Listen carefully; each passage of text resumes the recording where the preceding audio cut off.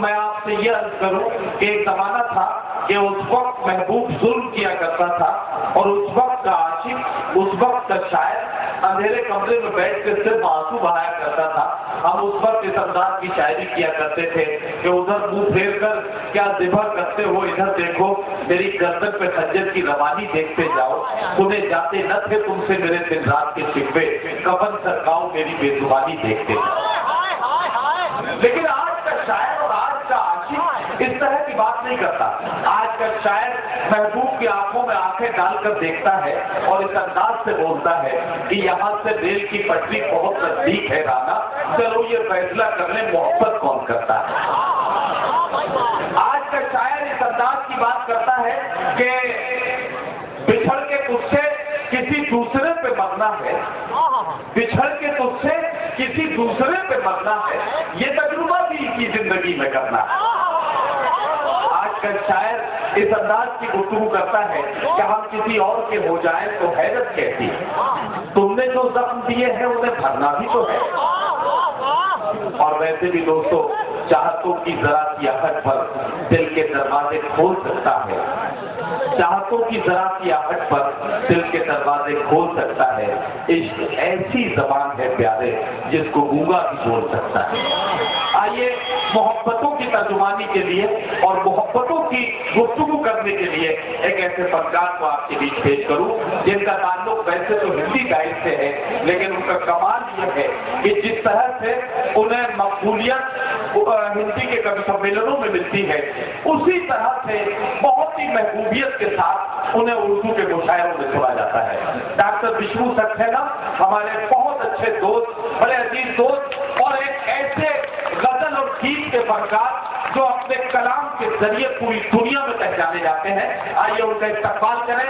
आप सबसे गुजारिश करता हूं कि ऐसा इस्तकबाल करें कि उन्हें लगे कि आज मुशायरे की इस महफिल में उन्हें भरपूर इस्तकबाल के साथ साइड पर बुलाया गया।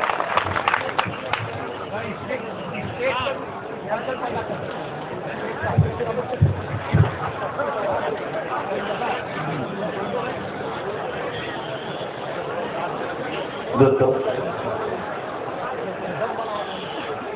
आप लोगों के बीच में पहली बार आया,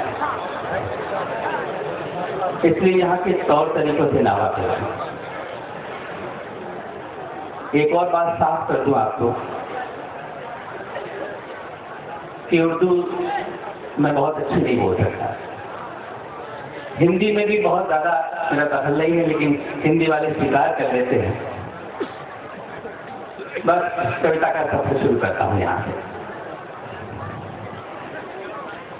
कवि दिनेश जी की मुझे 4 पंक्तियां याद आती हैं, वहां से शुरू करता हूँ कि आए हैं तो काटेंगे एक रात तुम्हारी बस्ती,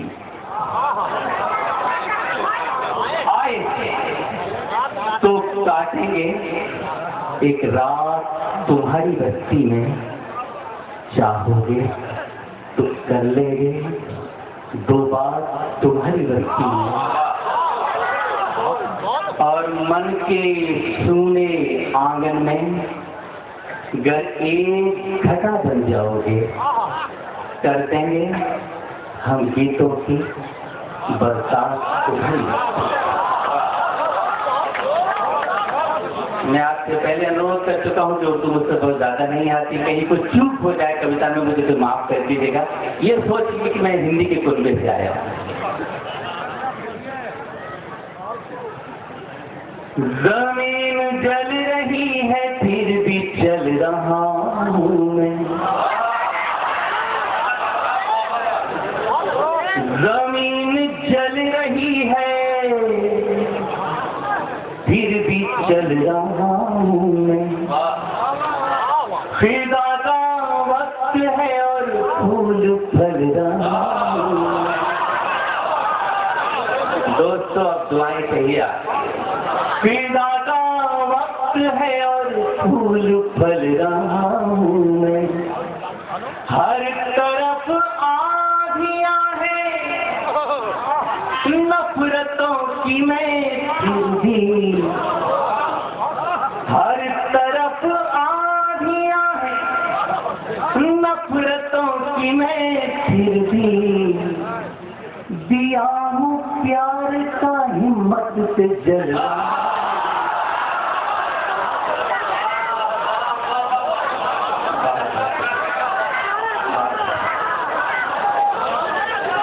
देखो दोस्तों, मैं आपको फिर एक बात साफ कर दूं, हमारी कभी सब महिलाओं में इतनी भीड़ नहीं हुआ करती। आज इतनी भीड़ देखे तो बहुत डर लग रहा है, और फिर बीच में आप कहीं टोकेंगे तो मेरा मैं पूरा कार्य पाठ कर भी नहीं पाऊंगा। तो बस मुझे मेरी बारी पूरी कर लेने दीजिए, वरना ये सब लोग बहुत मारेंगे। मैं शुरू कर रहा हूँ।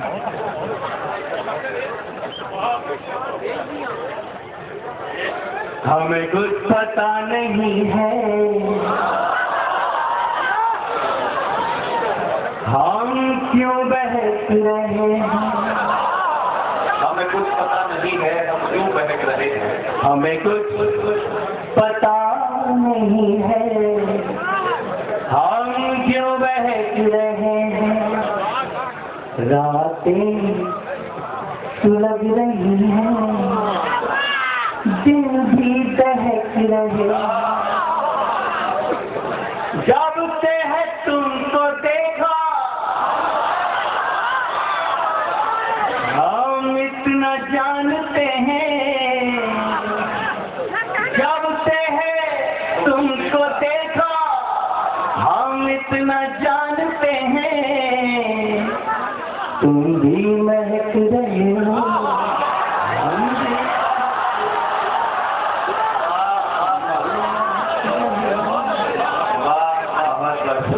इतनी दाद देगी तो समझ लो कलेजा चौड़ा हो गया। मैं बहुत डर रहा हूँ सचमुच, जैसे आप जैसा सलूक कर रहे हैं लोगों के साथ, ऐसा लग रहा था पता नहीं आप मेरे साथ क्या करेंगे। लेकिन आपने 4 पंक्तियों पे जो मुझे हिम्मत दी, आपकी बहुत बहुत आपका एहसान मानता हूँ। मैं 4 पंक्तियाँ और पढ़ता हूँ, अगर आपके ठीक से सुन लिए तो ठीक बनना सीधे गीत पे आता। मैं बरसात भी नहीं पर बादल गरज रहे। दोस्तों ढंग से सुनना, एक एक पंक्ति पे एक शब्द को ध्यान में रखिएगा। अगर आपका ध्यान कहीं इधर उधर हो गया तो पूरा का पूरा तकलीफ हो जाए। बरसात भी नहीं पर बादल गरज रहे हैं। सुलझी हुई है जुल्फें और हम उलझ रहे हैं।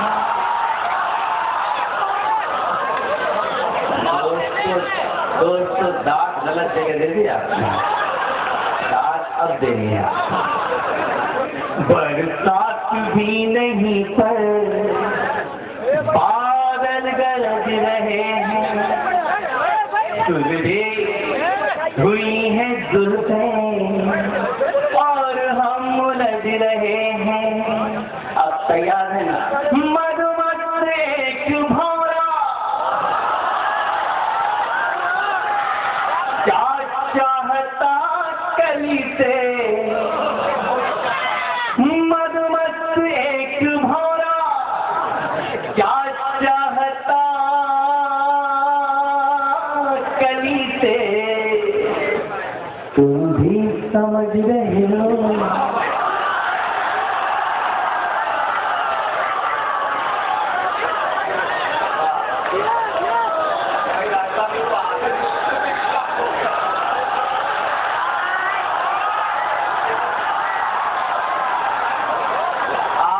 देखिए डॉक्टर साहब, अब आपको अंदाजा लग गया होगा कि आप काम कर रहे थे। ये तो सब मोहब्बत करने वाले लोग हैं और आगे दूसरे में ही समझ गए पूरी काम की बात। मैं सच कह रहा हूँ, मैं निहाल हो गया। मैं तो वाकई में बहुत डरा। लेकिन आप जिस तरह से सुने कि धीरे धीरे ये टांगे जो कांप रही थी धीरे धीरे करके उनका कंपन कम हो रहा है। मैं आपको बहुत बहुत आभार व्यक्त करता हूँ। चलिए एक मिनट तक और आपकी इजाजत है तो जरा कैसे दी जाती है, जरा तरीके से तालियां बजा के बताइए। अब भी हसीन सपने आँख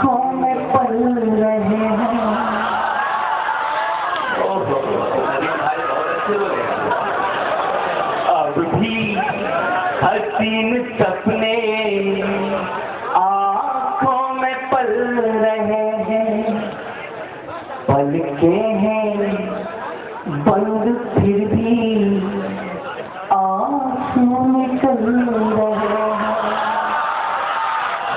मेरे दोस्तों, चौथी पंक्ति में मेरा दावा है आप मेरे साथ गुनगुनाएंगे। पलकें हैं बंद फिर भी आंसू निकल रहे हैं, नींद कहाँ से आए, बिस्तर पे करवटे ही, नींद कहाँ से आए, बिस्तर पे करवटे ही, वहाँ तुम बदल रहे हो।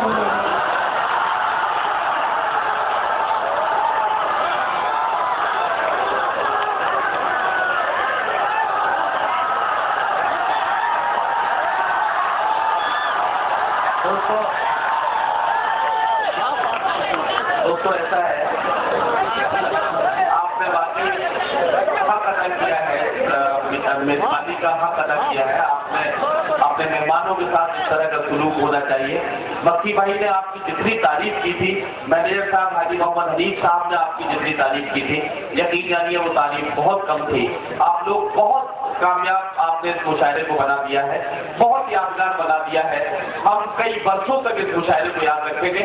मैं चाहता हूँ, बहुत बार आपने लोगों के लिए तालियां बजाई हैं, एक बार इस मुशायरे के लिए और अपने आप के लिए जोरदार तालियां। दरअसल आपको बताऊं कि मक्की भाई ने तो मुझे धोखे में बुला दिया। मेरे अक्सर भाई जिन्होंने फूल फूक में मुझे 2-3 बार बुलाया, उन्होंने मेरी तारीफ कर दी, पता नहीं कैसे, तो मक्की भाई ने उस धोखे में बुला लिया, लेकिन आपने धोखा सच कर दिया था। आप बहुत अच्छा सुने, मैं दोबारा सुना सकता हूँ, लेकिन शर्त यही है कि दुआएं उतनी ही मिली चाहिए मुझे, डर के लोग ज्यादा खतरनाक दिख। अब भी हसीन सपने आँखों में पल रहे हैं, पलकें हैं बंद फिर भी आंसू निकल रहे हैं, नींद कहाँ से आए,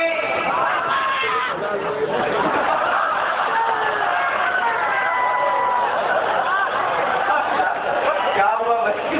नींद कहाँ से आए, बिस्तर पे करवटे ही, वहाँ तुम बदल रहे हो, यहाँ।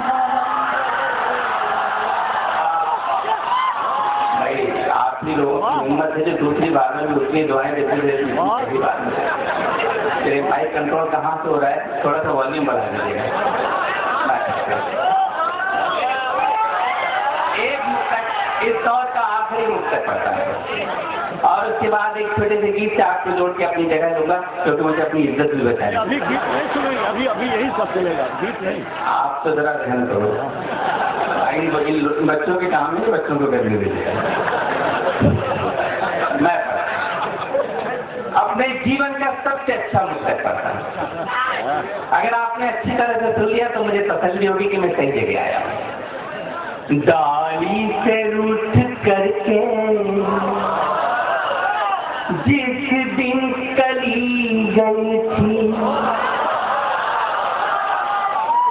डाली से रूठ करके जिस दिन कली